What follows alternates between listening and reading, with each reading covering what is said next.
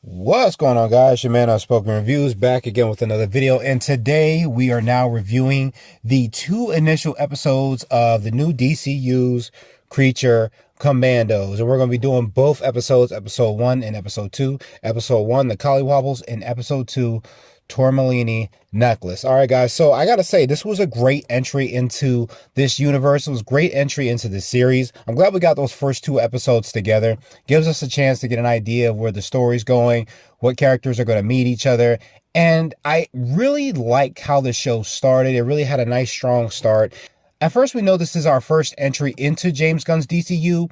However, based off of the things that they talk about in the first initial episode, it seems that this is not the beginning. Rather, it seems the events of the Suicide Squad, directed by James Gunn, is actually the first film, because they go back and talk about that, as well as Peacemaker and the events that took place in that show. And it makes me wonder how they're going to fit Blue Beetle into this, because I know James Gunn has said that Blue Beetle is somewhat part of this universe, this DCU.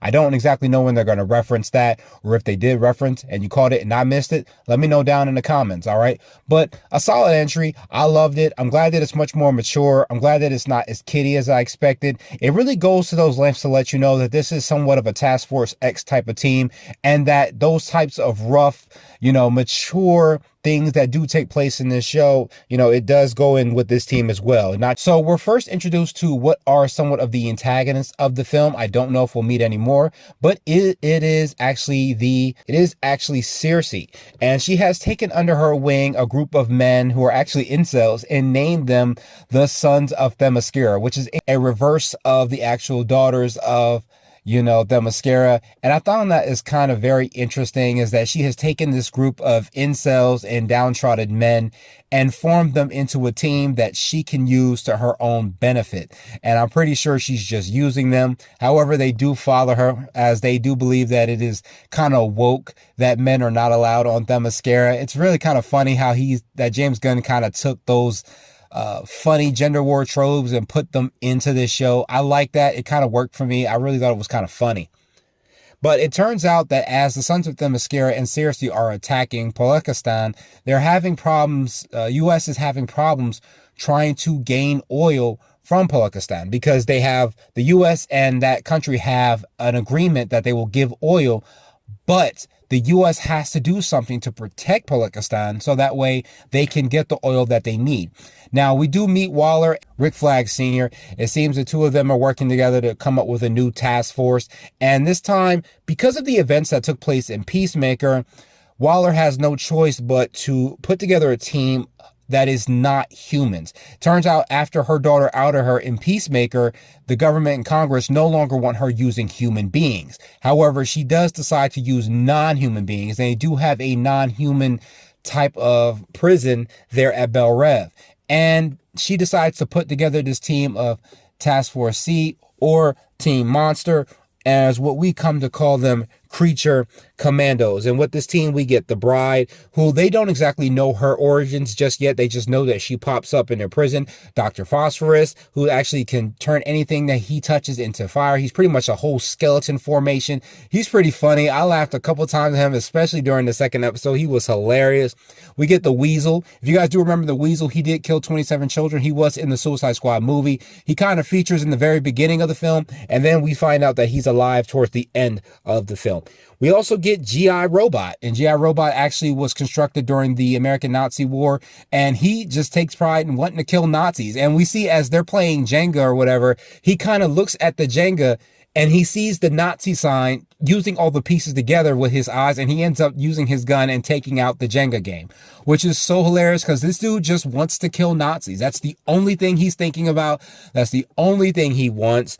And it's hilarious. It works for the character. It really does. And we also get Nina Mikursky. And we don't really get her origins at all, except that she is kind of fish. I don't know if she's Atlantean in some form or fashion, but she does kind of need like a headset filled with water in order to survive. It's like a whole helmet, and it's filled with water. It's the only way she can breathe, because she can't breathe normal air, obviously. It seems that she's very powerful in water. At least that's what Waller does say. and she turns over the team into Flag's hands. And we do get the detonator button that we got from the, Suicide Squad films, where she can either kill them or use a switch to incapacitate them. This one just electrifies them and puts them all out. However, this is the team that we're put together, and Flag takes the team to Palekistan. So as they're on their way there, we see that the bride is not exactly happy to be going back there, and they kind of ask questions as why she feels this way, but she doesn't answer them. And I kind of like the song that plays in the background. I'm going to have to look it up a little bit more, but I like the song. It really did fit the vibe of the episode. You know what I mean? You really felt exactly what this show is. It's kind of a bunch of renegades trying to work together. And so the team does get brought to the castle via Alexei, who is hilarious. We'll get back to him later. So he does bring the team to the castle. We do meet Ileana, who is the princess of Palekistan, but she's not the queen. The actual queen is still alive, but she's kind of close to dying. If you look at her the way she is, she looks decrepit. And you can definitely see the sparks going between both Flag Senior and Ileana. The two of them really do like each other. And I like how Alexei, he ends up playing a trick on the team where he says that they didn't do the ceremonial bow, and everyone's trying to freak out because they're like, all the soldiers surround them, they draw all their guns, you think something's about to go down, but he stops them as it was a big joke that he plays on them, kind of saying like, this is about American cultures and this is what Americans do.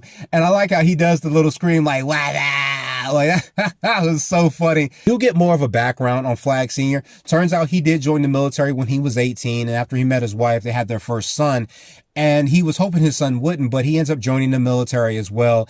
And it is referenced in the beginning of the episode and here about how, Flag did die. We do know that Peacemaker did kill him during the events of the Suicide Squad. I can't wait to see if these characters are ever going to meet. That is going to be very, very, very interesting. And Flag Senior is probably going to try to kill him first chance he gets. So he does kind of talk about his history a little bit. And you see Alana still somewhat has a bit of a crush on Flag. You can see she's very well interested in. I like how they're playing fetch with Weasel. He's just running around acting like a rabid dog. Like he's like pulling on people and licking the one accordion player. I was like, oh, hell no. There's no way in hell that shit would be happening to me.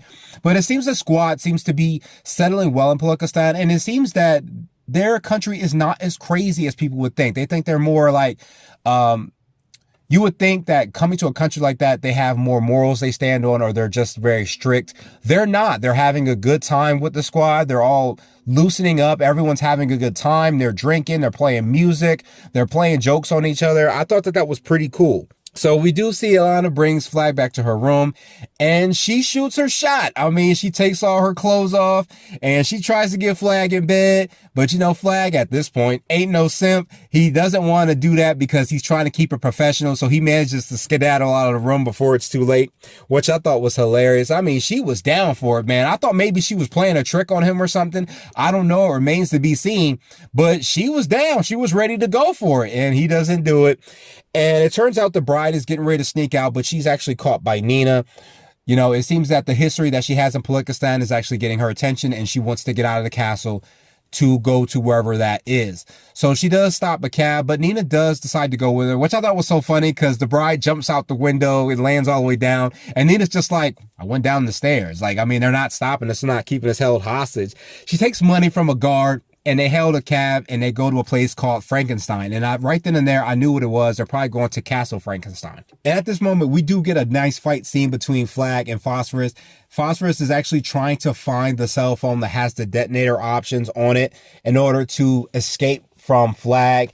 And, the two of them get into this all-out brawl. They're going at it. And it's so funny because Flag has to be able to hit Phosphorus without burning himself. So every time he's hitting him, he's getting like second-degree burns, first-degree burns, third-degree burns. He can't even hit him without hurting himself, but he's like dodging him and moving around him. And it was a pretty cool fight scene. They end up burning down the whole bedroom. They fall into the kitchen. And it was so funny because Flag uses everything in the kitchen to protect himself. He puts a mitt on his one hand and he grabs a frying pan. And I mean, he's hitting Phosphorus while knocking him out with the mitten. And it was so hilarious watching this fight scene. I thought it was going to be like really quick, but it dragged on for a little while. They were going at it. They were each fighting to get to the phone. But Flag ends up getting the upper hand and telling Phosphorus, look, we're supposed to be on the same team. I'm not against you. I thought it was very interesting that Flag doesn't automatically punish him So the bride does return back to Castle Frankenstein, which is what I did expect. And it is a place where she was born. And you can see that it kind of holds a lot of history for her. And it's a lot of painful history. And at the end of the episode, we do cut to the actual Frankenstein monster. My man is sitting on a yacht and he looks pretty good. You know, we know he's voiced by David Harbour. And he's just sitting there and he got all the 304s around him. Like they're all dancing on the yacht party half naked. But he's not focused on none of them. And it turns out that he gets a phone call from a lady who's across the street from Castle Frankenstein and reports to him that the woman has returned, and he starts to get teary-eyed as he's happy that his bride has returned. And this, I like how this episode was just a general introduction to the characters, what we're going to be finding out from these characters. There wasn't really anything story notable here. We get an idea who our antagonists are. We get an idea why the squad has to be formed, what the squad has to stop. We get an idea of who each of the characters are in the show, what they're all after, what their intentions are, how they act. I really like that. I liked how like each of them has their own little thing they're doing, especially G.I. Robot. I like how when he's standing in front of the door of Alana's room, he's like just speaking all of these like moments that he experienced and talking about his fight back in 1944 and how many Nazis he's killed. He's killed 100 something, 14 something, 11 something. I mean, this dude is just going through all of the history of Nazis that he's killed. And he wants really bad to kill Nazis. I mean, who's bad at that? I'm not mad at that. But it was a really great episode. I like how it was just a smooth introduction into this world. We got an idea of the history and the movies that have taken place prior to this show. And it did a great job of introducing us to the characters. It wasn't like a strong type of episode where a bunch of amazing things happen, but we get an idea of the characters' abilities. We get an idea of what they're all after. And I think that was a really nice, smooth introduction. I don't know how many episodes this show is. I'm going to have to find out sooner or later. I'll probably put it in the video here. But yeah, that was my review of the first episode. And now to episode 2. So I'll say this episode was a lot more action-packed than the first one. We definitely get a lot more of the character's backstory, especially the bride. This episode was actually aimed more towards the bride and the things that she was dealing with prior to ending up in Bel Rev. And her story is very sad and it's very interesting. And I'm glad that we kind of got that because I was very interested in her character from the start. I don't know much about the Bride of Frankenstein outside of the, actual supernatural lore that people talk about like in the mythos. But in this show, I don't know. And it was pretty cool that this was the first thing that we did. We didn't like drag it out all the way to like the middle of the series or the end of the series. We got that right away. So we do get the origins of the bride. Turns out that she was actually put together in 1831 via Victor Frankenstein, the actual doctor. And at this point, he's actually already made the Frankenstein monster and he has named him Eric. And it seems that Eric wants a wife. He understands that Victor Frankenstein has a wife and he wants a wife. He wants to experience love as he sees Victor Frankenstein enjoying love and having a wife and how he lives a good life in that in some ways that he even threatens his wife by saying that you not giving me love means that I should take love from you, which means maybe I should kill your wife, which I found was so interesting that he just suddenly switched like that and was ready to try to just kill his wife. But Victor is not saying he's not willing to. He's just doing what most humans do and exercise caution and give all the ins and outs and the inward understanding as well as the outside understanding of the situation that Eric is asking for. And I like how he Eric even picks up the head and he's looking at the head of this decapitated head that's like eyes rolled backwards. It's like it's all like elderly and, decrepit and it's just a head. And he's just like, my beautiful wife. And I mean, he's crying tears of how excited he is about it. So they do end up doing the experiment. They do end up making the bride come to life, which is very interesting. And Frankenstein already has these flowers. I mean, my man's on full simp mode. He's got all the flowers picked. He ready to go. And he tries to approach, but Victor does stop him and tell him, look, she's kind of like in this stage of a baby. And you can see the bride is very scared. She doesn't know what's going on. She doesn't know what her thoughts are. And it makes a lot of sense as he explains that a baby's time in the womb and when it comes out is the opportunity where it tethers to its its mother. It can hear the baby, the baby can hear the mother's voice, it can hear the father's voice. It creates this certain type of connection between the womb and the outside world. So when it comes to the outside world, despite that traumatic experience, the connection is real easy and smooth and understandable. Whereas the bride does not have this. And he tries to smooth her out. However, Eric, being on full simp mode, thrusts the flowers in her face and she freaks out and screams. She's like scared as hell. She doesn't know what to think of him. We do see as this is going on, she is looking for something, and Nina asks her, and she says she's looking for the tourmaline necklace. We don't exactly know what this necklace is about or why it's so important to her, but she really is trying to find it. At this point, we do meet up with Cersei again, and it seems that they have managed to track them to Castle Frankenstein, and it seems that all the dudes are in full simp mode, man. You can tell these dudes are incels and probably never had a girl before, because, she's using magic and drinking something, and it's like they're just in awe about her, and I was just like, oh, man, like, what is up with the simps in this episode? Ileana is treating Flag's wounds. He's obviously pissed at the rest of the teammates. He's still got the detonator in his hands, and everybody kind of backs out of the room. She's treating his wounds, asking him where he's gotten all his older wounds from. Man's definitely taken some hits, and she's wrapped up a lot of the burns and stuff like that. And she's asking questions about his wounds, where he got this one, where he got that one from. And you can tell she's kind of moving in for the kill, man. She's asking all these. She starts touching him. He tries to put up that fight and say, look, we can't do this. It's unethical. And she corners him, man. And she corners him good. She gives him a kiss, and my man folds. And, I couldn't be too mad at him. That body, that accent, you know what I mean? As soon as she kissed him, my man grabbed cheeks. I wasn't even mad at him. And he ends up destroying that in the bathroom. And it's so funny because Alexei shows up looking for her, and Phosphorus, Weasel, and G.I. are outside the room just listening to this, and you can hear them going at it on the other side of the door.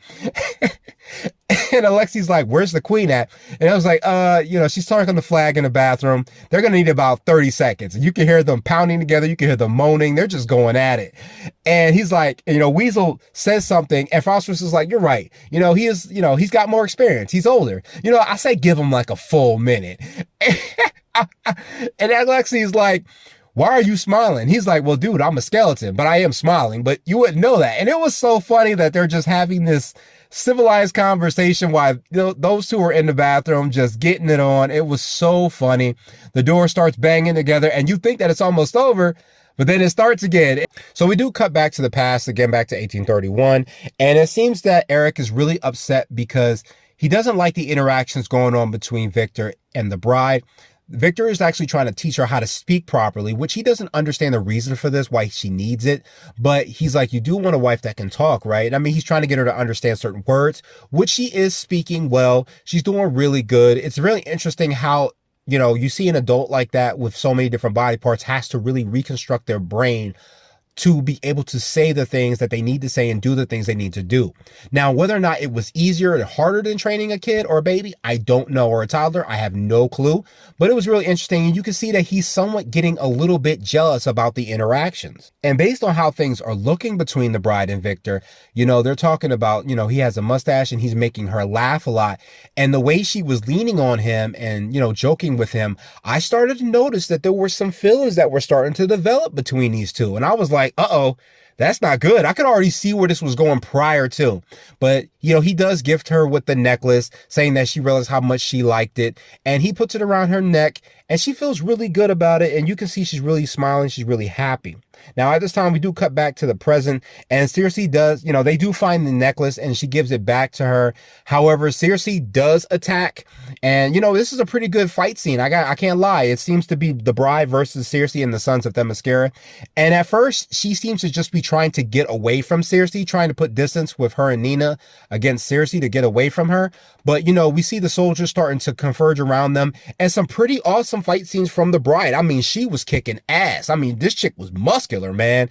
She was throwing dudes into walls. Like, it was rough, man. She broke the one dude's ankle, threw him out the building. Seriously, didn't give a damn. She was just trying to kill the bride. And You know, it's a pretty awesome fight scene. It drags on for a little while, and I'm like that we had a pretty good moment where we get to see how the bride fights, her level of strength. I mean, she's using machine guns and, you know, killing everybody. She's throwing an actual truck at Cersei. You know, she used it as a distraction. I mean, she was wrecking shop, man. I mean, she had Cersei on the ropes, and I was like, well, damn, you know what I mean? Like, I was thinking about Wonder Woman and how she would be taking the fight to Cersei, and I'm like, damn, the bride might beat you to it. And it seems that the bride does have the upper hand, but when she looks at a table where she was at, you know, it does create a certain PTSD moment, and Cersei does get the upper hand and manages to put her down. Now, as she's fighting her, she does get shocks and moments and memories. And it seems that Victor and the bride were getting it on, and they were messing around on the table. They were smashing, and unfortunately, Eric walked in on the whole situation. You could see he's genuinely heartbroken. You know, he's really upset about this.